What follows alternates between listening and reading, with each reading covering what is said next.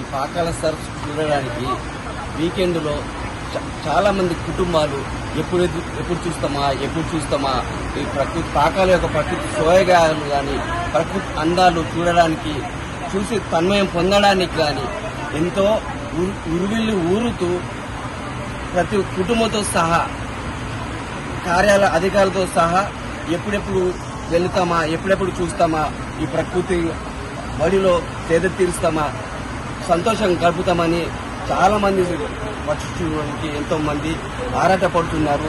అంత మాత్రమే కాదు, విదేశాల నుంచి కూడా రావడానికి చాలా మంది ఇష్టపడుతున్నారు. అలాగే అంత మాత్రమే కాదు, పాకాల సరస్సు అనేది ఆసియా ఖండంలో మూడో స్థానంలో ఉంది.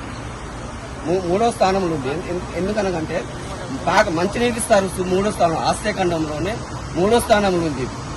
కాబట్టి చాలా ప్రత్యేకమైన స్థానం ఉంది పాకాల సరస్సు అంటే. కాకతీయుల నాటి రాజుల కాలం నాటి పాకాల సరస్సు చరిత్ర చెబుతున్నది. పాకాల సరస్సు ఈ కాకతీయ రాజు ఈ యొక్క నాగలు పట్టి వ్యవసాయం చేసి అప్పుడు పాకాల కింద వ్యవసాయం చేసి ఈ యొక్క వరంగాలకు పాకాల సరస్సు అనేది ధాన్యాగారం పేరు పొందింది, చాలా పేరు పొందింది. మన వరంగల్ జిల్లాలో కానపురం మండలం పాకాల సరస్సు అనేది. ఇప్పుడు పాకాల సరస్సు అనేది పూర్తి స్థాయిగా నిండుకొని ఉంది. మీరు ఎక్కడి నుంచి వచ్చారు? వరంగల్ జిల్లా నర్సపేట మండలము నుంచి మేము వచ్చాము. నియరెస్ట్ దగ్గరగా ఉన్నాము మేము. కానీ దేశ విధాల నుంచి ఇతర రాష్ట్రాల నుంచి ఇతర దేశాల నుంచి రావడానికి పర్యాటక కేంద్రం ఎంతో అభివృద్ధి చెందింది. ఇది అంతే మాత్రంగా వైల్డ్ లైఫ్ కింద దీన్ని వేశారు. చాలా అభివృద్ధి చెందుతున్నది. నేను ఒక సూచన ఏంటంటే, వచ్చిన పర్యాటకులు చాలా మంచిగా ఇక్కడ ఎలాంటి అవాంఛనీయ సంఘటనలు చేయకుండా మంచిగా ఉండాలని నేను కోరుచున్నాను. టీవీకి ధన్యవాదాలు. మేము వచ్చేసి పాకాల చెరువు దగ్గర ఉన్నామండి. ఇక్కడైతే చూడదగ్గ నేచర్ చాలా బాగుంది, అందంగా. మేము వచ్చి 1 hour అవుతుంది, ఇంకా చూడాలనిపిస్తుంది.